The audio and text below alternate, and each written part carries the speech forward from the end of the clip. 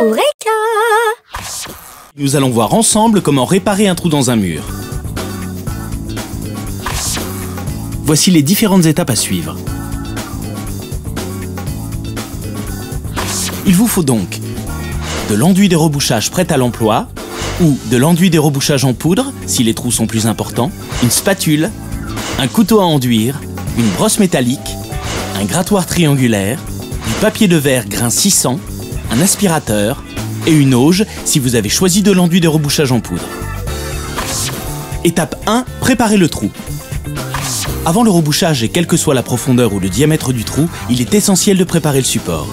Pour cela, il suffit de brosser la partie à reboucher avec une brosse métallique, puis d'aspirer l'intérieur du trou pour bien le dépoussiérer.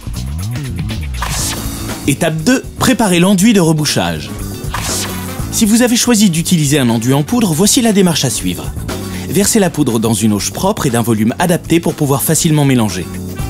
Ajoutez ensuite le volume d'eau tiède approprié, ça vous évitera d'avoir des grumeaux. Vous trouverez la proportion poudre-volume d'eau sur la notice de votre produit. Mélangez à la spatule jusqu'à obtenir la consistance d'une crème onctueuse. Si l'enduit est trop sec, rajoutez un peu d'eau. S'il est trop liquide, rajoutez un peu de poudre. Préparez plutôt de petites quantités, cet enduit sèche rapidement.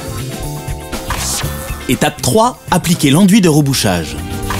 Commencez par disposer un peu d'enduit sur la spatule. Puis comblez le trou et la surface dégagée autour avec l'enduit en faisant attention à ce que le trou soit complètement rempli. Lissez au maximum l'enduit en passant la spatule à plusieurs reprises. Et retirez tout de suite l'excédent, vous passerez moins de temps à poncer. Laissez sécher quelques heures, le temps de séchage dépend de la profondeur du trou.